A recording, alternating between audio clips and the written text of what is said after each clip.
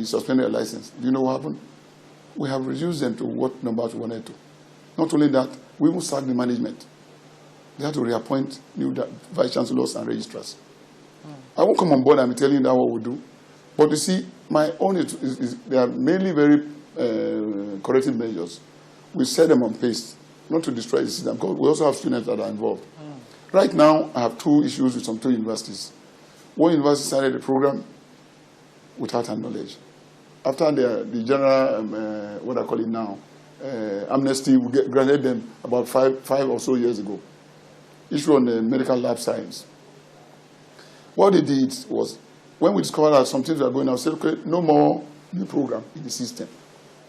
Once we do that, NYC takes a cue. Because they know that if there's no new program this year, in 3 years' time, nobody can come and say it's graduating a student in a 3-year program. So the key in is like they know when a student is supposed to graduate from each institution, because we send short list to them. So if you don't have a program already running, and we see there's no new program coming on board, they don't expect any new program from that institution to come in 4 years for a 4-year program or a 5-year program. Do you think you have resolved the issue? That's one of the questions I'll be asking when we come back. We're still with Professor Julius Okojie on Dateline Abuja. Join us again.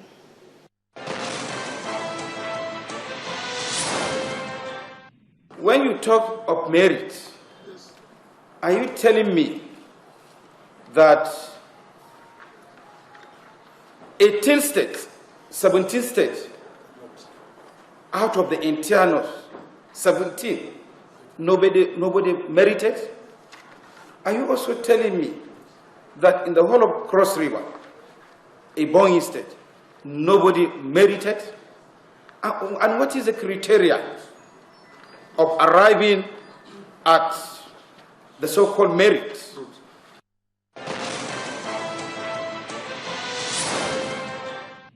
Welcome back. We're still with Professor Julius Okojie, Executive Secretary of the National Universities Commission. Thank you for joining us once again. So we left off with the issue of University of Abuja, which is currently in the middle of some crisis, and the school is currently shut down. You mentioned earlier that the lecturers, of course, they might also be part of the problem. Now, we're just looking at the way forward now, because these issues are recurring. Yeah. And we're wondering, where can we nip it in the bud? You see, I hope that white paper is detailed enough. Once you have a white paper like this, whether management or staff, some heads have to roll. There must be somebody causing problem in the system. Whether it's a vice chancellor, whether it's a registrar, whether it's a dean or a union. What do you think?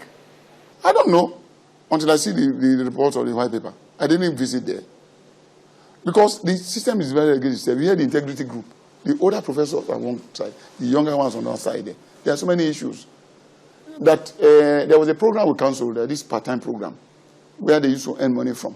The vice chancellor will explain to you that because he was no longer giving them that money and was doing so. They have so many issues. So for me, I don't go squabbling. I'm not part of that system. The Senate, I think, has failed in its responsibility. The council, before now, failed in its responsibility.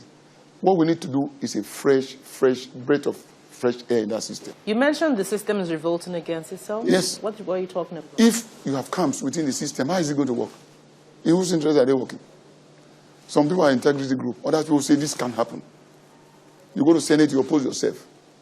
If you don't have a unified front as lecturers, you can't teach. The students are just on the receiving end. I'm telling you. So, and they have had this thing.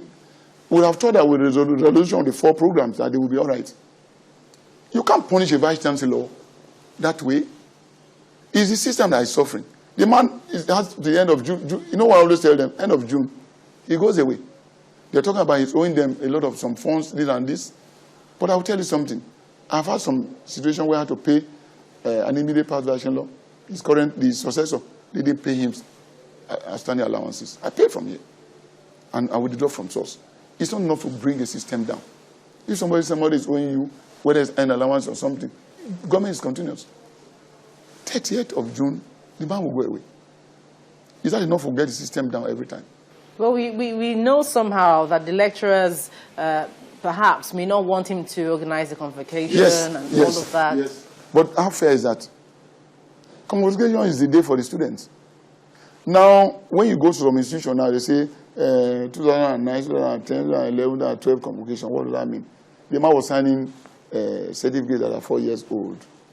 Tell me, if you go for a job and they say, give us your original certificate, you have nothing to offer.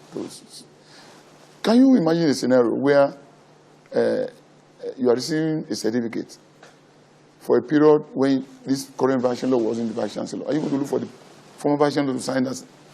So what the man is not even alive or registrar? Who's going to sign that? You attach a note to indicate that this was awarded in the time, not in this period, but because this fellow is not allowed to sign, you are signing it. It's a shame. I was in Unilag recently. All the certificates were signed and given out. These are backlogs. You know, what I think, Abuja needs a major restructuring. And I think that I will plead with the new council. They should search for a very neutral man, not within that system. You know what I'm saying? They need a neutral man within that to come into that system. Now the school is shut down. Yes. Do you support that it should be opened, you know, in the midst of all of this? I don't, you know, ordinarily, I should get a report. I told the Pro-Chancellor I want to see him today because I haven't received any report. The only reason I know there are issues that I sponsor a lot of students to some of the institutions. Some of them in my house already. The girl who has been in school for almost 2 years is still in 100 level going to second semester. So nobody's willing to make sacrifice. That's the issue. Okay, if they're owing you, it will be a record. Somebody, let's hope for Daniel or David that will come to prime someday that will pay you. You know, when you mentioned that students who perhaps should be in her final level for a 4-year course has already spent 7-8 years and is still struggling to leave school. You know, what do you make of all of this? Do you still think the Vice Chancellor is effective or has been effective? If they have stayed that long, it's not because of the Vice Chancellor. There were professional programs that require the endorsement of the professional bodies. If you go, you do preclinical. When you reach clinical level, if it's not approved by Nigerian Medical Council, you can't go to clinicals. So you stay in one spot, not because of the strikes. The same happened for engineering. So they didn't have the approval of those professional bodies. Although NUC gave them the preliminary listing after we have done our own. So what's happening that because ab initio they didn't get approval from NUC and professional bodies, when they got to the position of the interaction with professional bodies, they couldn't do that. So they sat. But this is one of the issues why they have strikes. What caused Abuja's case was not the students spending 8 years in Mercy was not the issue of strike alone, no. Some institutions also suffer 1 or 2 years, but they stayed in one place, they couldn't progress. You can't pass from preclinicals to clinical one. You stay there, you must pass one exam before you go to the other. And except it's administered by the Nigerian Medical and Dental Council, you won't go anywhere. So they had that problem. Current didn't come, so they just graduated the student after 5 years. And I laughed. I said, come, send it. You are a professor of engineering. He said, yes. I said, you are current registered. I said, yes. Was there any accreditation? He said, no. Was there any fellow from current? He said, no. I said, if I had a choice, I would dismiss you. I'm telling you. But you see, people are playing into this process. Let the system fail so that they blame somebody. You are forgetting that there are any salaries, my dear. They were earning their salaries. How could you be teaching a program that was not approved and not accredited for any reason and you are earning salary as a professor? Then they had the faculty of agriculture, no university farm. And I asked the man. He said they have 12 hectares of dry season farming. And I looked at the professor. I said, look, you. I said, you shouldn't be in that system at all. You have no shame, any salaries, no animal farm, no nothing. How do you explain that Abuja, without expanse of land, they didn't even have a university farm? Is this university that the VC that will establish it? There's a dean of agriculture. And I asked, you will fight every day in Senate. You will fight every day in Senate that my faculty doesn't have this. Where were they training? So it looked like everybody just sat down and waited for the system to decay. And they earned their salaries. They did. It's unfair that those students, because we have a duty for ensuring that they have a proper certificate. If Korean doesn't agree with engineering, do you know we even paid from here 20 million naira to University of Technology, Mina, for the final year student to go there. We are paying to Ilori, we are paying to Yola to take those students in. The ones that are leaving from 300 and below, they are going to graduate from where they are going to. But the final year students, they have just sent us a report now, Mina, that they have done well. They are coming here to graduate. So we have solved that problem, but we have also given them the permission to start from 100 level now to take engineering students. So to a large extent, we have resolved that issue. If any lecturer is making trouble about programs, that's not the issue. It's the money that they are problem now, that they are owing them something they haven't paid. Now, many have applauded the federal government over this presidential scholarship scheme. Yeah. They say this is probably the right step. But, of course, the controversies, so to speak, the controversies, so to speak, because I know you stand against controversy. But in any case, it's created some uproar in the House of Representatives. They said that it was based on federal character, which the minister and you also denied that. You said it's based on merit. No, that language is not denied. Okay. I didn't deny it. Very well. I informed them that, not yes. Very well. In any case, you cleared the air about this. And so we want to know now, the next phase, is it going to be based on federal character, given the pressure? Let us resolve this matter first. You need a proper explanation on this. You can't be asking whether we're going to change the format if you are convinced about what we are doing now. Now, don't forget that we have federal government scholarship. There's a bilateral scholarship too. The bilateral scholarship, it can be China and Nigeria. They will tell you, we'll give them accommodation and something free.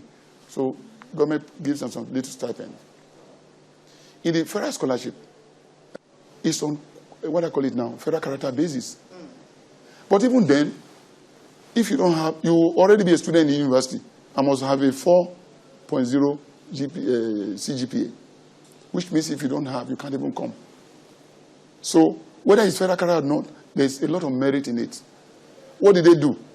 When they failed in the federal character aspect, they say, okay, if no state has the contiguous state, like Kebbi is out of Kano. When Kebbi and Kano and Jigawa, they were one state before.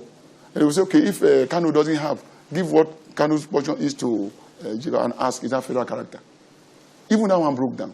This one, federal government said, look, we needed to provide the necessary critical mass of knowledge of individuals to drive the system itself, working towards 2020. And we needed people that can bring innovation systems, innovation and development, wherever they come from. But they will be Nigerians working in this system. You know, when we're looking for somebody to solve a problem, you don't care where it comes from. But we will also bond them to work here 4 years anywhere in this country, and not necessarily in the university system. Which means that if you are from Zamfara, you didn't have to go back to Zamfara, you can work anywhere. But the important thing was that you will bring your knowledge to bear in the development of the system. They will be in the 25 top universities in the world, all only on merit. We had even played with the idea of, could we have female or something? With scholarly girls, we are not doing badly at all. We didn't even go in that direction. We said purely on merit. So the first stanza, we had about over 6,000 applicants. We selected 100. And one was for physically challenged. All of them, except about 10, because of visa, in 16 top universities in the world now, 16 of the 25. And the House Committee on Senate Committee on Education has even gone to monitor them. So last year, the Federal Character Commission wrote. The House Committee on Federal Character also wrote to me, how did I execute this project? I wrote to them that not only am I the only staff of ANC here, that the other members of the committee are from Siege of Political Zone who has also scored, made first-class honors in their respective subjects. And that the Ministry of Education had the Director of Tertiary, then we had the Director of Scholarship to give us some idea on what to do. So it's not an AUC operating system. I managed to be, happened to be chairman. I didn't make a first class. So, and that was what ended that year. They didn't write to me to tell me I violated the federal character issue. So this year, that's the only scholarship that you find it very, what I call open, and everybody read about, even the student who wrote the exam. Criteria. Criteria includes less than 30 years old. You must finish your NYSC in those chosen core areas of engineering, medicine, and what have you. Then, of course, sitting for the computer-based exam, aptitude test. Then we looked at, if people are complaining that you always have people, private university always give people first-class honor, I said, good. If you're a first-class honor candidate, you will be showing it in their state. Let's look at the school certificate score. We also scored for that, so that you can't lose in any way. And you were amazed. Consistently, people were doing well, even from University Ibadan, Covenant, Bowen. This consistently. So it's going to continue on merit? It's going to continue on merit. Okay, well, we keep our fingers crossed. Professor Julius Okojie, thank you for sharing your thoughts with us on Dateline Abuja. Thank you. Thank you. Yes.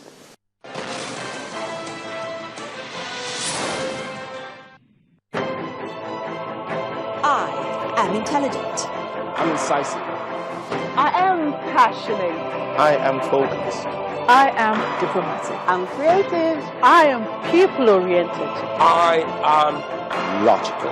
I am detailed. I am determined. I am inquisitive. I am trained.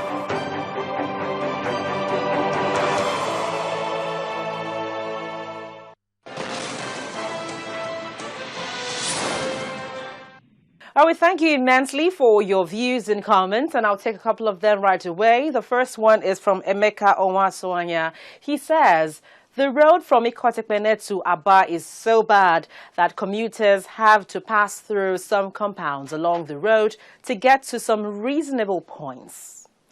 Well, Anokome Cecil says FEMA should step up their work as Akwa Ibom Eleme Port Harcourt Road is the worst road in Nigeria. It takes 5 hours to drive from Port Harcourt City to One Free Zone. Well, FEMA should change their contractors there. Well, thank you for your mails. Please keep them coming via the address and Twitter handle on your screen. And now you can also watch the other episodes of the program on youtube.com/channelsweb/videos. Well, thank you so much for watching this week. I'm Gloria Umezuki. See you again.